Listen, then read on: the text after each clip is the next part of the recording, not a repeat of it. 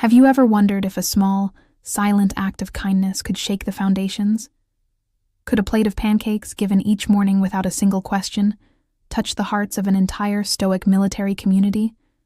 And what made 4 gleaming black, imposing SUVs pull up in front of a humble Kansas diner on what seemed like just another ordinary morning? This story begins with Jenny. She wasn't a fairy tale heroine, just a waitress with a gentle smile that concealed a quiet loneliness in her corner of Rosie's diner. The diner nestled between a worn-out hardware store and a laundromat that always smelled faintly of fabric softener, like a small oasis in the vastness of the Kansas plains. Her life moved with the steady rhythm of the old wall clock in the diner, amidst the clatter of cups and saucers, the sizzle of bacon on the griddle, and the familiar faces of regular customers. Her mornings began before dawn, with a 3-block walk through the still sleepy air, the faded blue apron tied in its familiar knot around her waist. She would meticulously wipe down her favorite empty table in the far corner, her gaze sometimes drifting through the window pane, where the outside world seemed to hurry more than the slow pace within. Before each shift, she'd quietly open her worn wallet, looking at the yellowed black and white photo of her parents, their smiles like a fragile, warm source of energy in the present. Sometimes, amidst the diner's hum, a vague sense of emptiness would creep in, a quiet yearning for something different, something more meaningful than the plates of food she carried out each day. Until one day, a small figure appeared, like a quiet, minor note entering the familiar symphony of the diner. A boy with deep, clear eyes that held a strange wariness. He couldn't have been more than 10. His small frame swallowed by an oversized jacket, a large backpack placed beside him like a loyal companion.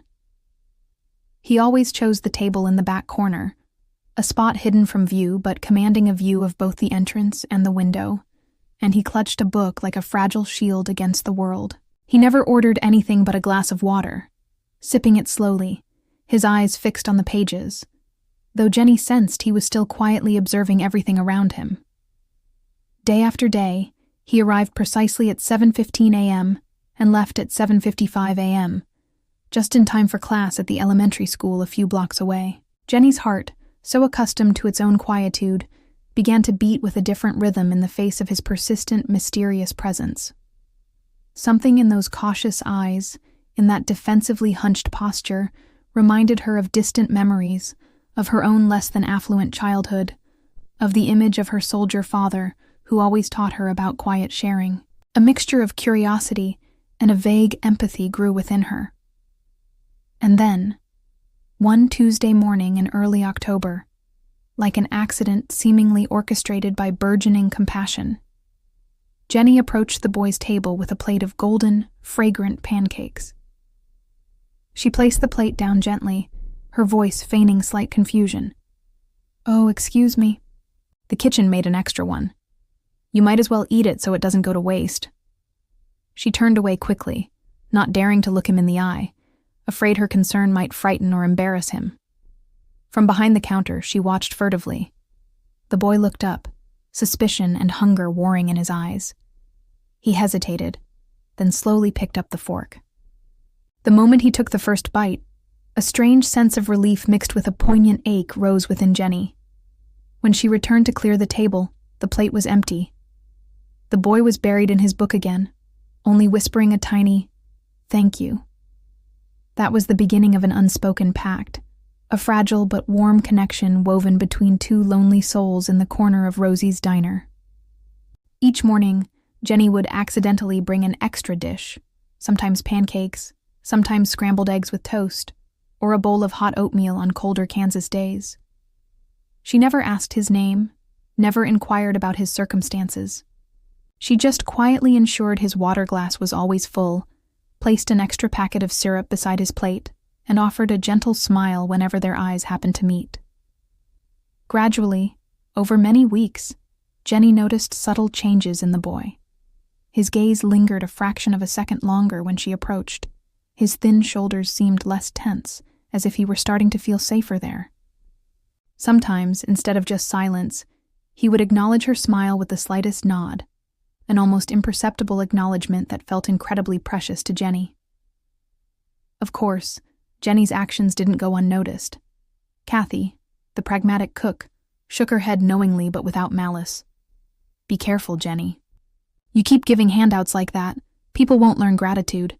He'll just disappear one day." Harold, the retired mailman who always occupied the same stool at the counter, asked with genuine curiosity and concern. "Who's that kid, Jenny? Haven't seen his folks around?" Jenny just smiled softly, deflecting the question. "I don't know, Harold. He just looks hungry." But then the whispers began to turn into judgment. One morning, a businessman who frequented the diner deliberately spoke loudly as Jenny passed. "Playing charity worker on company time? Kids these days just expect handouts."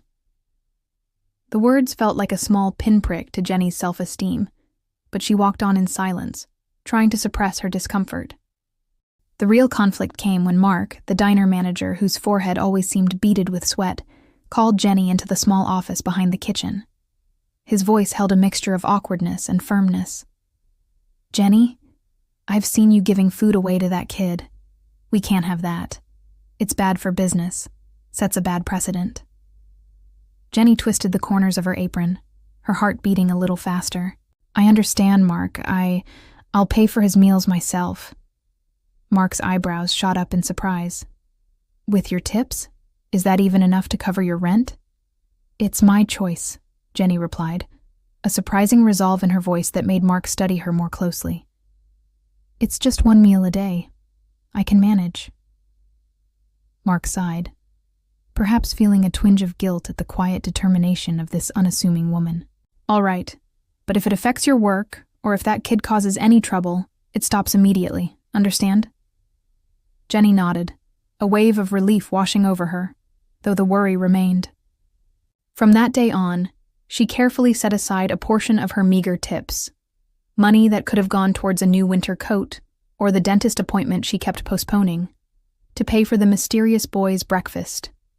It was the silent price of her kindness. Then, on a particularly cold Thursday morning in November, the corner table remained empty. 7:15 passed, then 7:30, but the boy didn't come. A vague unease began to creep into Jenny's heart. She found herself constantly glancing towards the door, her heart skipping a beat every time a new customer entered, only to sink when it wasn't his familiar small figure. She still prepared a plate of pancakes, setting it at the empty table. "Just in case." "Waste of food," Kathy muttered as she walked by. The casual words seemed to amplify Jenny's worry. By the end of the day, the plate remained untouched, cold, like a silent rebuke. She wrapped it up and took it home to her small apartment, unable to simply throw it away. The next day, and the day after that, the boy still didn't appear. A week passed in heavy silence. Jenny began to wonder if Kathy had been right. Had he simply moved on, like so many fleeting good things in her life? The emptiness his absence left was larger than she'd expected, an unnameable ache. It was at this low point that something else happened. A sympathetic regular hesitantly showed Jenny her phone. On a local town Facebook group, someone had posted a photo of the empty table with the plate of food she'd left, accompanied by a mocking caption, "Rosie's Diner now serving imaginary charity cases? What a pathetic PR stunt." Below were streams of cruel comments. "Probably just a cheap publicity stunt. Feeding strays just creates dependency. That waitress needs a reality check. Be careful, you might get scammed." Those words, flung carelessly by strangers, struck Jenny like invisible darts. She had never considered herself overly sensitive to others' opinions, but this cruelty wounded her deeply. That night, alone in her apartment, for the first time, she truly doubted her actions. Was she foolish? Was her kindness misplaced? Was she deluding herself? In her turmoil, she sought solace in the small wooden box containing her most precious possessions. Inside lay the faded photograph of her father in his army medic uniform and the worn leather-bound journal he had carried through his service. She flipped to a dog-eared page, rereading the familiar words she knew by heart. "Shared half my ration with a local boy today. Johnson said I was crazy. that he'd probably report our position to hostiles. Maybe. But the look in his eyes when he ate, same as mine when Mom would save me the last piece of bread during the hard times. No one grows poorer by sharing half a loaf, but the soul that forgets to share remains hungry forever. Jenny's trembling finger traced her father's handwriting. A sudden clarity washed over her. She didn't need to know the boy's name, didn't need to understand his whole story. She recognized the hunger visible in those young eyes. And hunger, whether physical or emotional, asked for bread, not questions. She had done nothing wrong. Her father's kindness, the kindness she was trying to uphold, could not be extinguished by doubt or ridicule. The next morning, Jenny arrived at the diner with a newfound calm. She still looked towards the door at 7:15, but no longer with anxious anticipation, rather with quiet faith. She still placed a small meal at the familiar table, not just in case, but as a silent affirmation of kindness without conditions. It was the 23rd day since the boy had disappeared. And then, at 9:17 a.m., everything changed. The change began with an unusual silence falling over the typically bustling Rosie's diner. Jenny, refilling coffee at a table near the window, looked up and froze. 4 gleaming black SUVs with government plates were pulling slowly into the small parking lot. They moved with an almost choreographed precision, forming a semicircle directly in front of the entrance. All conversation ceased. Forks paused halfway to mouths. Outside, pedestrians stopped, curiosity turning to awe as uniformed men emerged from the vehicles, standing stiffly beside each door. From the lead SUV stepped a man whose bearing commanded attention, even before his uniform did. He was tall, with the weathered, rugged face of someone who had seen too much sun and too little peace. His formal, high-ranking military dress uniform was adorned with rows of ribbons and medals that glinted in the morning light. He surveyed the diner's facade briefly before striding purposefully towards the entrance, flanked by 2 younger officers. The small bell above the door chimed, its sound unusually loud in the thick, expectant silence. Mark hurried out from the back office, nervously adjusting his tie. "Good morning, gentlemen. May I help you?" His voice was higher pitched than usual. The senior officer removed his cap. "I'm looking for someone who works here, a woman named Jenny." The diner became so quiet Jenny could hear the low hum of the refrigerator behind the counter. All eyes turned towards her as she stepped forward, the coffee pot still in her hand. Her heart hammered against her ribs, her throat suddenly dry. "I'm Jenny." Her voice trembled slightly. The officer's stern expression softened marginally. "Jenny Millers?" She nodded, quickly setting the coffee pot down before her trembling hands betrayed her anxiety. "My name is Colonel David Reeves, United States Army Special Forces Command."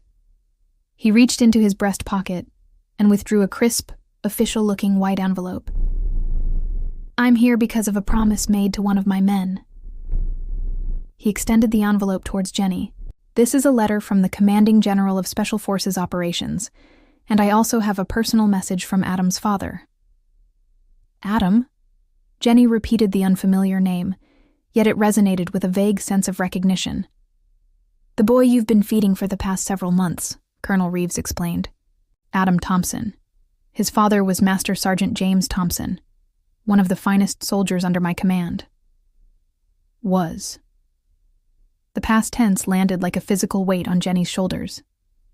I don't understand," she stammered, still not taking the envelope. "Adam? Is he all right?" "He's safe now," the colonel reassured her.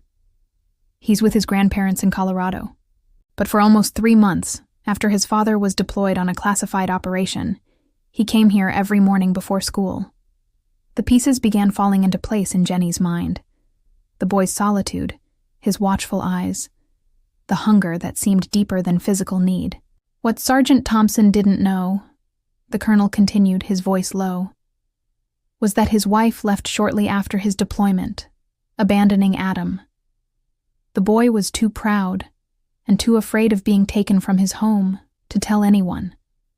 He managed alone, using the small emergency fund his father had left, making meals stretch beyond imagination. A collective gasp rippled through the diner. Jenny's heart constricted as she pictured Adam, now with a name, with a tragic story, trying to survive alone, waiting for a father who would never return. Sergeant Thompson fell in Afghanistan 2 months ago, Colonel Reeves said, his voice professional but laced with emotion. In his final letter, he wrote that if anything happened to him, we should find and thank the woman named Jenny at the diner who fed Adam without asking questions. He opened the envelope, removing a handwritten note on worn paper. He read, "If I don't make it back, please find the person who has been giving my son breakfast. Adam mentioned her in his letters to me. He said she never asked why he was alone or made him feel ashamed. She just fed him, day after day, expecting nothing. Tell her she didn't just feed a hungry child. She preserved the dignity of a soldier's son." Jenny took the letter with trembling hands, tears blurring her vision. The colonel's voice seemed to come from far away. "This letter was read at Sergeant Thompson's memorial service. When Adam finally told us about you, the entire Special Forces community made it our mission to find you and thank you in person. What you did," his voice caught for a moment, "what you did for the child of one of our own, without even knowing who he was, that means something profound to all of us." The diner remained utterly silent. Even those who had mocked Jenny's actions now sat motionless, their faces reflecting shock and perhaps shame. Colonel Reeves straightened to his full height, adjusted his uniform, and then, unexpectedly, rendered a sharp, formal military salute, a profound gesture of respect rarely afforded to civilians. Behind him, every military person present inside the diner, and those standing rigidly outside, executed the same salute in perfect unison. On behalf of the United States Army Special Forces, the brothers in arms of Master Sergeant Thompson, and most importantly, on behalf of Adam, thank you, Jenny Millers. Jenny stood frozen, overwhelmed. Her simple acts of kindness, pancakes and eggs, a glass of milk, a smile without questions, had meant so much to a boy living through unimaginable circumstances, to a father fighting his last battles far from home. I didn't know," she finally managed, her voice barely above a whisper. "I just couldn't let him go hungry." The colonel nodded, his eyes warm. "Sometimes that's enough, Ms. Millers. Sometimes feeding a hungry child without asking why they're hungry is the greatest kindness of all." As if on cue, all the customers in the diner, the ordinary people of this small town, quietly rose to their feet. No one spoke, but they stood in silent, respectful tribute to the unassuming waitress they saw every day. Jenny, who had lived almost invisibly for years, now stood at the center of it all, clutching a father's last thank you in her hands, tears streaming down her face. A woman whose small daily kindness had unknowingly preserved not just a child's well-being, but a soldier's honor and peace of mind in his final days. The weeks following Colonel Reeves's visit transformed Rosie's diner in ways no one could have predicted. The story of Jenny and Adam spread through town like wildfire, then jumped beyond Kansas via social media and local news outlets. The same Facebook group that had mocked Jenny now shared a heartfelt retelling of Master Sergeant Thompson's letter, gathering thousands of shares and supportive comments.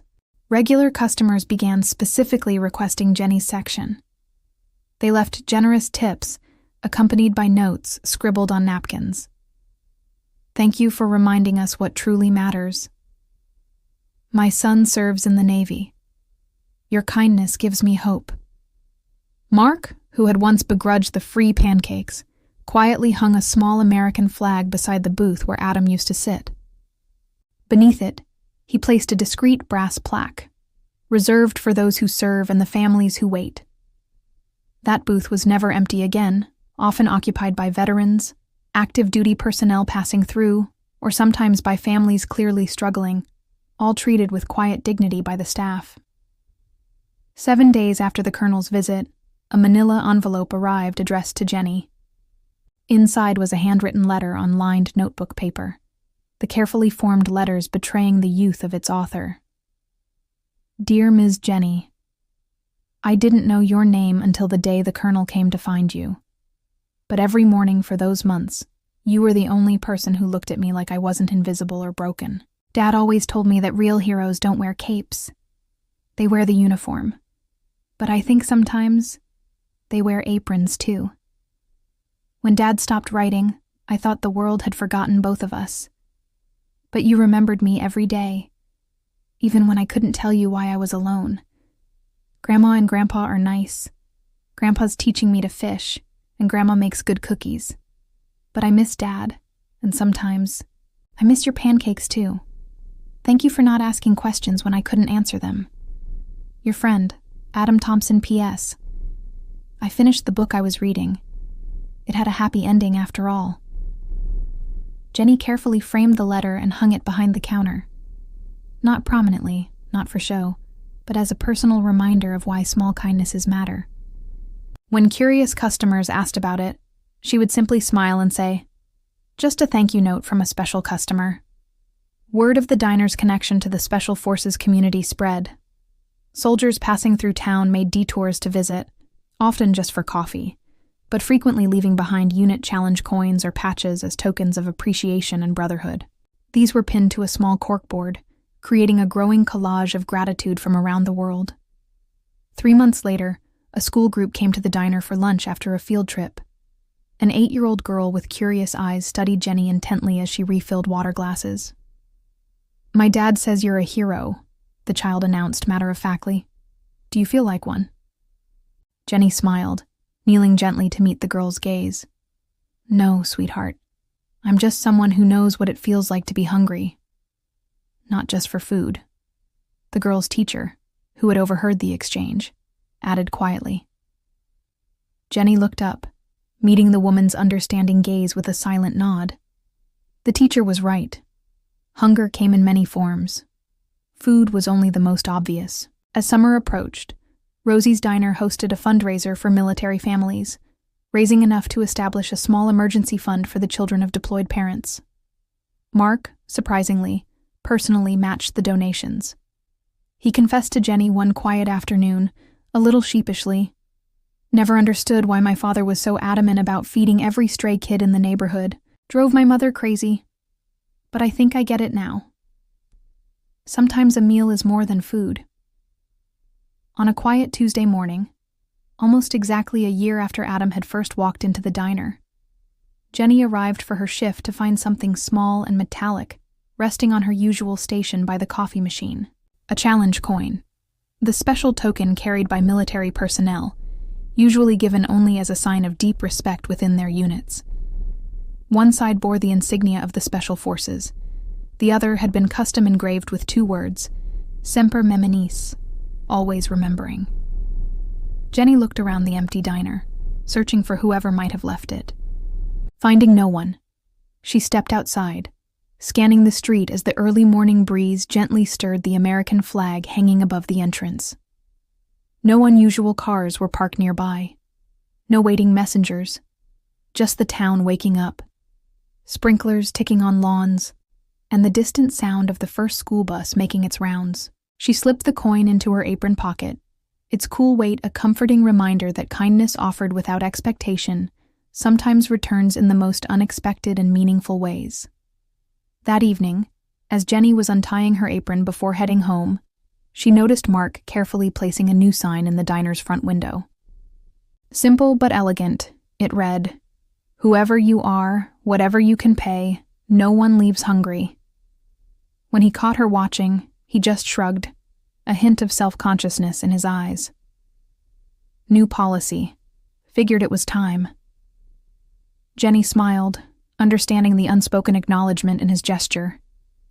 No grand speeches, no public declarations, just a quiet commitment to see the hunger in others and respond with what was needed most. Food without judgment, kindness without questions. As she walked home in the fading light, the challenge coin a solid presence in her pocket. Jenny thought about Adam now growing up with his grandparents in Colorado, carrying his father's memory, and perhaps she hoped the knowledge that even in one's darkest moments, kindness exists in unexpected places. Not everyone who helps needs recognition. Sometimes people just need to know that today, someone isn't hungry. And that alone is enough to change a life. You might forget this story in a few days. But if no one retells stories like these, the history of quiet kindness and silent sacrifice will remain silent forever. Remember, a small act, an open heart, can create ripples that spread farther than we can ever imagine.